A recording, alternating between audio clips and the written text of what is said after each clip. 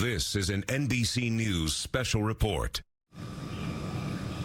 Good day. We are coming on the air with significant breaking news and a critical moment in the presidential race. NBC News has learned President Biden will step aside as the presumptive Democratic nominee. He will suspend his bid for a second term, and instead he will pave the way for a different Democratic candidate to face former President Trump this November. I want to show you the letter that we are just getting seconds ago from the president, from his office, in which he says that it has been the greatest honor of his life to serve as his president.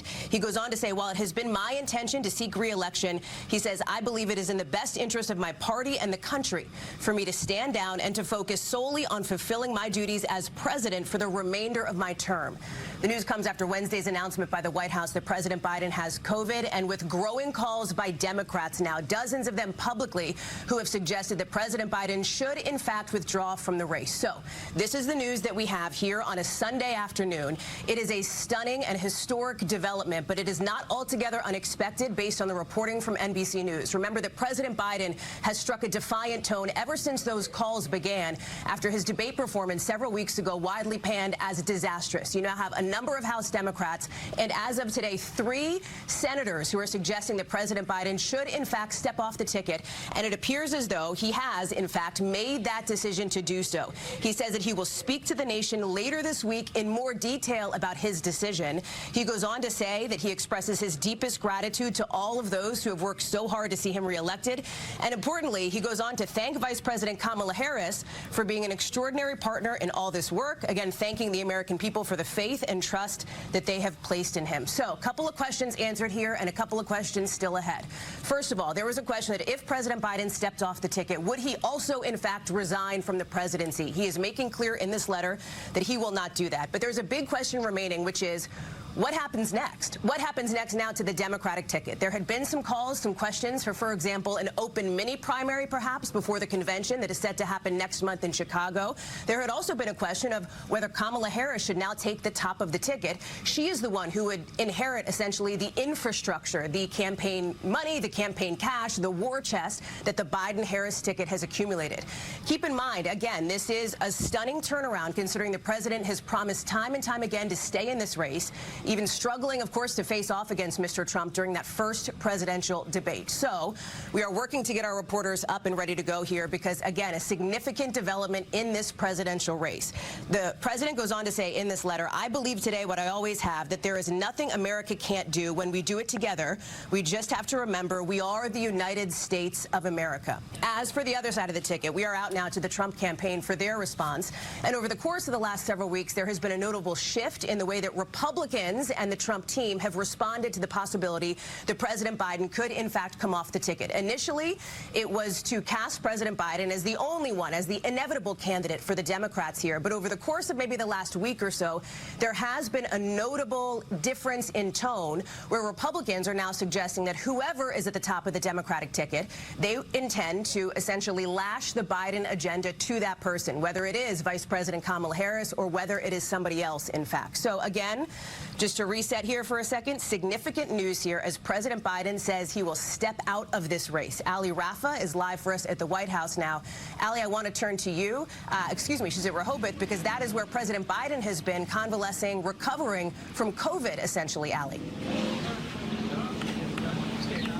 That's right, Hallie, and this was no doubt the most difficult decision of the president's 5-decade-long political career, and he no doubt had plenty of time to think about it over the past few days as he continued recovering from that COVID-19 diagnosis since Wednesday here at his Rehoboth Beach, Delaware home. And remember, this isn't coming as too much of a shock considering what we knew to be happening privately within Biden's inner circle. We knew that there were more reality-based conversations that the president was having with those closest to him, even with his own family members, according to sources familiar with the Biden family's conversations. They were considering factors like how, if he were to step down, what that replacement would look like, what that process would look like, how he would leave the party and the country in the most stable position as possible, specifically in the party's case, in as best a position as possible to defeat former President Trump in November. But of course, this is coming as somewhat of a shock considering how defiant defiant we have seen the president and his campaign be in recent days. As recently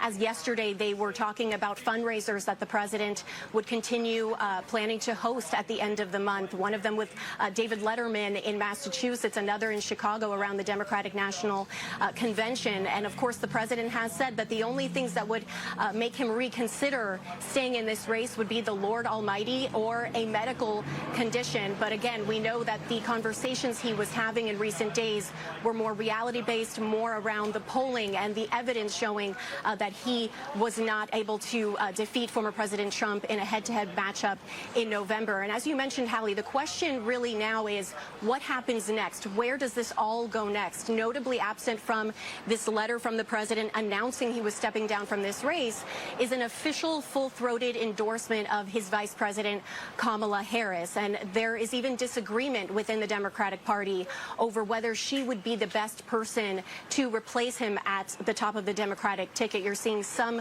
Democrats come out and support her, but also some Democrats come out and support sort of a mini open primary where any Democrat could throw their hat in the ring, a potentially very messy process.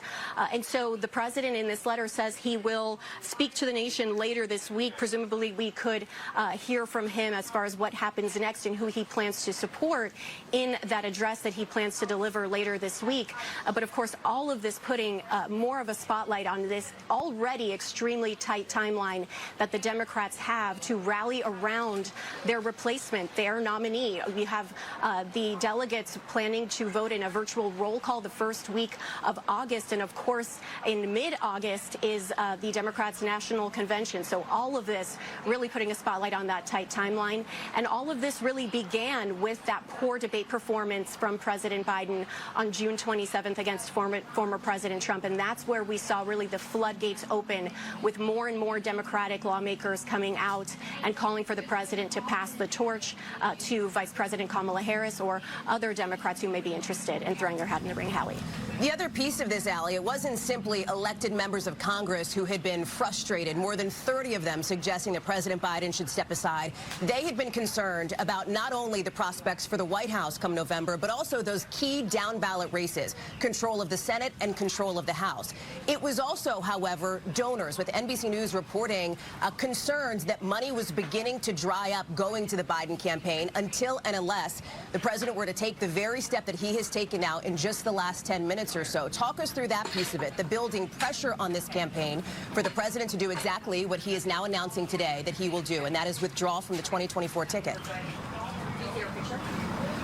Yeah, absolutely. And as recently as the last few days, we saw the campaign trying to reassure donors. We saw the campaign ask Vice President Kamala Harris to join a call for donors to try to reassure them that the president is going to stay in this race so they wouldn't back their support. We also know from sources familiar with the Clintons thinking former President Bill Clinton, as well as former Democratic nominee herself, Hillary Clinton, they were privately supporting the president's decision to stay in this race and even encouraging donors to continue backing him. But you mentioned those down ballot races. We know that the president has had several conversations with prominent Democrats, some of them longtime, decades-long allies of the president, having very blunt conversations, we're told, with the president of how his embattled candidacy, him being at the top of the ticket, would potentially impact those down ballot races. We know Senate Majority Leader Chuck Schumer was here in Rehoboth Beach meeting face-to-face with the president last weekend, and we're told that that was one of the conversations they had, a very blunt and honest conversations about the risk that having President Biden at the top of the ticket also led to. And you mentioned how voters, this isn't just Democratic lawmakers making this call, voters themselves are expressing their opinion. We saw a protest outside the White House yesterday where self-professed Democrats were calling for the president to pass the torch. Also, we have a new poll today, an ABC Ipsos poll, that is saying that the majority of Democrats, over 60%, are calling for the president to step aside because they want another Democratic nominee at the top of the ticket, Hallie. One of the big concerns as it relates to the eyes of voters across America for months now has been President Biden's fitness for office, his age. This has been a generational issue, of course, heading into this election now for some time. The question is now, this paves the way for somebody else. Who will that person be? It seems as though much of the thinking, based on our reporting over the last couple of weeks, has been that it is Vice President Kamala Harris is essentially top of the ticket to lose, if you will, because she is the person now who is the VP, the person who will inherit, as we said, that war chest. But obviously, there are significant questions about what this process looks like moving forward. Ali, I'm going to ask you to stand by for just a second. We're fortunate to have our moderator of Meet the Press, Kristen Welker, who is joining us now on the phone. And Kristen, a significant and stunning development here today. Kristen. This is a very significant development, Hallie. It's one that you and I have been reporting on, and we've been bracing for, quite frankly. And apologies, I'm at home, so you may hear a little bit of background noise at home. But we've been bracing for this development, obviously, with growing calls for President Biden to step down in the wake of that disastrous debate performance. But this is still a stunning moment for him to announce officially he's not seeking re-election. While I think a lot of Democrats thought this was coming, the fact that it has now happened is huge. In terms of the reaction, we're just starting to get reaction coming in. But I can tell you that based on my conversations, a number of Democrats have said that this would be a relief if Biden were to drop out. They want to start moving forward. I think the big question, though, Hallie, is what happens next. Will they tap Vice President Kamala Harris? Will he pass the torch to her, or will there be a mini primary, as some people have called for and said would position Democrats? Look, I think that you and I were covering the Republican National Convention in Milwaukee, and what we saw there and what we reported on was this extraordinary show of force, the unity of the Republican Party, and I think that that really added urgency to some of the conversations that were unfolding inside Democratic circles, and the realization that something needed to happen quickly if they were going to come back in the polls and really try to be able to overtake former President Trump. Hallie. Of course, the Democratic National Convention set to begin just 4 weeks from tomorrow, with a massive question now about what that convention looks like, who delivers, of course, that critical primetime speech accepting the Democratic nomination for the presidency. Kristen, I have to wonder here, and I know that our teams are still reporting this out, every time we have seen President Biden publicly over the course of the last several weeks, Kristen, he has struck a defiant tone. His campaign, his top leadership has suggested that he and they were frankly dug in, looking at where the polling numbers were, looking at, as they described it, the millions of Americans who chose to elect Joe Biden and who voted for him, of course, in that primary process. Do we have any sense, Kristen, yet of what has changed in the mind of President Biden? I know we have some reporting over the course of the last several days that top Democratic leadership, including former House Speaker Nancy Pelosi, top Senate Democrat Chuck Schumer, expressed to the president privately that polling showed he was unlikely to win come November. Might that have had an impact? I think that was ultimately what compelled President Biden to reach this decision, what had to be an excruciating decision, Hallie, because he was incredibly defiant that he was not going to drop out of the race.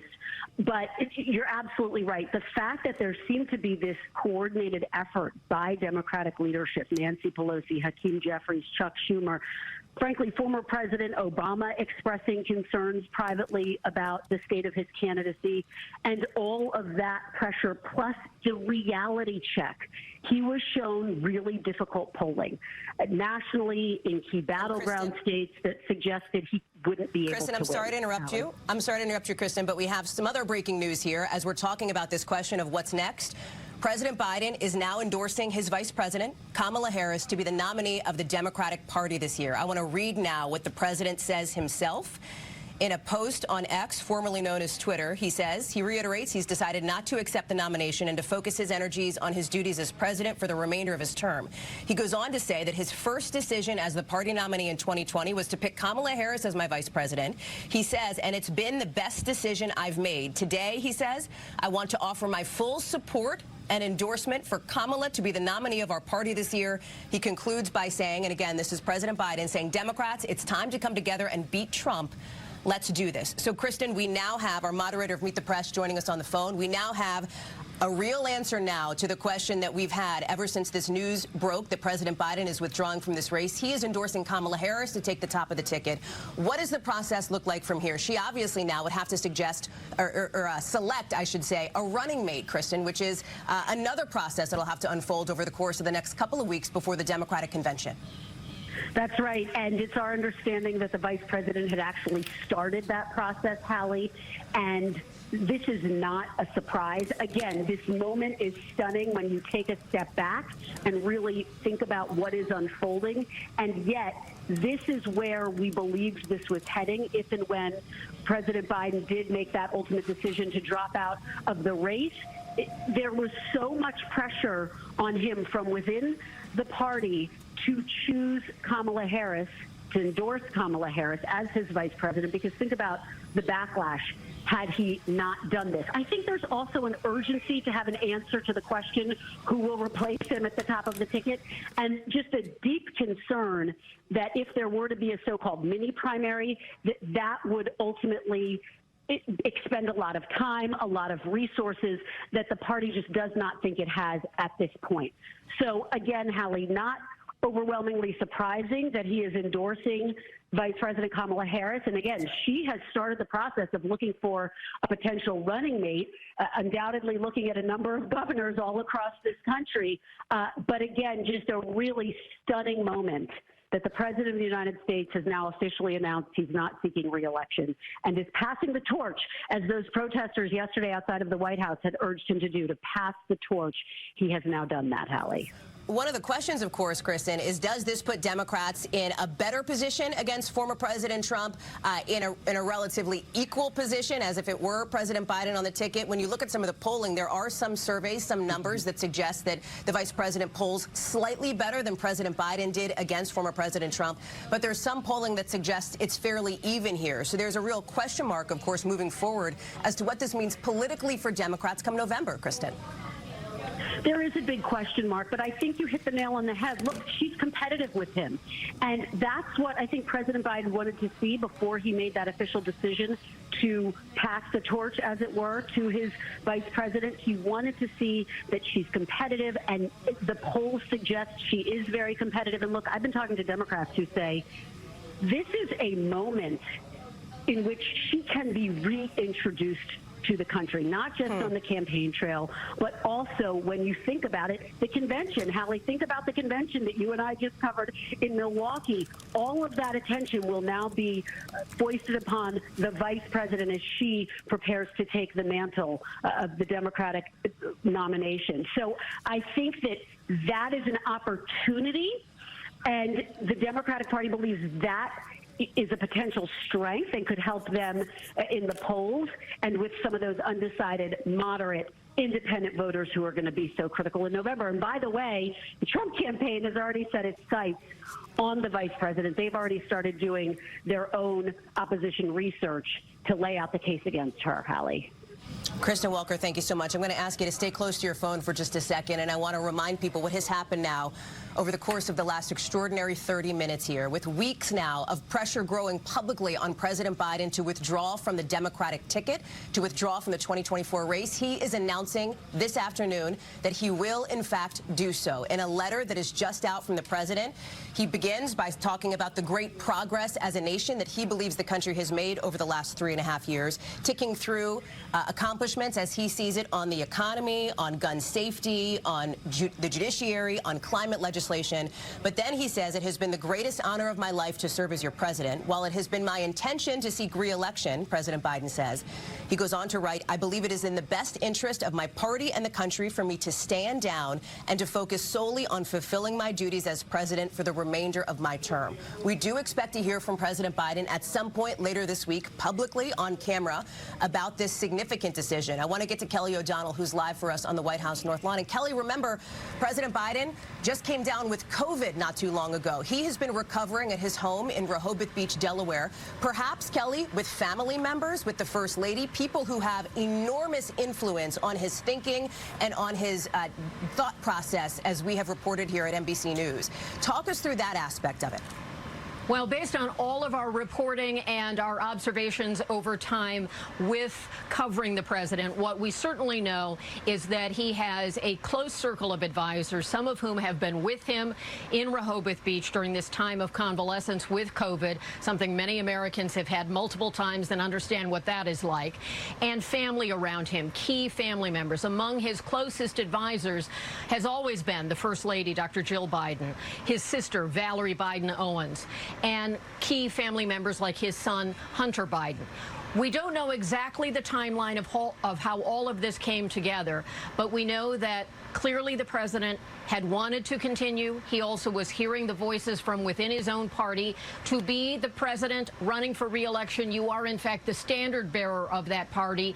And the bow had been breaking for days, crack by crack, now with roughly 40 elected members of Congress in the Democratic Party urging him to step aside, and looking at the polling, looking at all of the conditions, and trying to take a measure of where do things go next. Also, after the Republican convention has concluded, we've now seen former President Trump and his new running mate, Senator J.D. Vance, out on the campaign trail. It gives a stark picture of one party that was in disagreement internally, divided internally with what should come next. Should the president continue? If he didn't continue, who would step in? And now we know he's endorsing the vice president. That has been critical for Democratic officials who remind all of us as we're covering this that the base of the voter in the voter constituency in the Democratic Party is certainly black women, and to bypass the vice president would have been untenable for many of them. Progressives had been standing by the president, the Congressional Black Caucus, the Congressional Hispanic Caucus. Those core constituencies were with him until he made this decision. And so it is notable that the vice president's team would now be thinking about potential running mates for her. I have been told that that process is now opening up, and there would be kind of a deep bench of Democrats who might serve in that role. One piece at a time. This decision today, announced publicly through his social media, obviously means there is a chance for the president to continue to recover from COVID, and when he addresses the nation, he will want to do that in full voice, feeling better, no longer positive for the virus, all of those kinds of things. We're all in this moment, and it is really extraordinary to have the president not seek re-election after he fought so hard to maintain his position at the top of the ticket, and many next steps that we will be exploring in the days to come before the Democratic convention. One source I talked to said if they were divided going into the convention, it would be a certain doom for the party. This allows some time to begin next steps and to try to get back on the issues that they believe are issues that can support a victory, even though there is turmoil on the ticket itself. So that's where we start off, Hallie, and I'll toss it back to you. Kelly, thank you. Don't go too far, please. I want to report now from our colleague Mike Memley that a source familiar with the conversation tells us that President Biden did, in fact, speak with Vice President Kamala Harris today ahead of the announcement. I want to go to Yamiche Alcindor, who's been the tip of the spear in reporting on preparations that the vice president's team had been taking behind the scenes. In a way, Yamiche, that left open the possibility that President Biden may not take the move that he ultimately did today. Talk us through it. That's right. Well, of course, this is huge news, but this is news that the vice president was preparing for. Now, of course, as your vice president, she is someone who had always been ready to take the job as president. But in the last few weeks, sources had told me that she was doing a really sort of distinct balancing act. She was both publicly and privately supporting President Biden while also quietly getting ready herself if she had to be the top of the ticket, which, of course, now with the president endorsing her, of course, her team is going to be hoping that she becomes the top of the ticket. So I've been talking to allies of the vice president who were laying out a path to victory possibly for her, because of course she's going to now be taking this step where she has to make up, they say, for lost ground here. So looking at what that might look like, they were talking already about making staff changes to the Biden campaign, possibly at the very, very top. They were also talking about sort of what a path to victory could look like for her. For President Biden, he was looking at Minnesota, at Wisconsin, Michigan. She might still be interested in those states, but sources close to her have told me that she's really interested also in looking at the South, African Americans in particular being a key part of the Democratic pace and will be a key part of her because she's going to be, if she is selected at the top of the ticket, of course, this history-making candidate, being the first Black woman and the first South Asian American woman to be a major party tickets nominee. So I was told that Georgia and North Carolina were the places that she was going to be looking very closely at. So really what you see here is the vice president in some ways having to step into this role that people close to her had been really preparing for behind the scenes. Yamiche Alcindor, thank you so much. I also want to go ahead, Yamiche, very quickly. I also want to just point out that there were a lot of people that are really sort of talking about this open process and what that might look like. And from my understanding is that there are going to be a lot of women, especially Black women who are leaders of the Democratic Party, who are going to be saying she cannot be stepped over, that she cannot be put aside, that as the vice president, but also as an African-American woman who has been in and out of the White House and who, of course, speaks directly to the base of the Democratic Party, with Black women being the most loyal voters for Democrats. Yeah. From my understanding, they're going to really be pushing hard. So expect in the next few minutes, next few seconds, to hear a lot of Black women in the Democratic Party talking about the fact that she has to be the nominee. Ali. Yamiche Alcindor, thank you very much. Again, significant news breaking today. President Biden withdrawing from the 2024 race, stepping off of the ticket, and endorsing his Vice President Kamala Harris, the start of a new moment in this presidential race. That does it for our NBC News special report. We'll see it tonight on Nightly and on NBC News Now.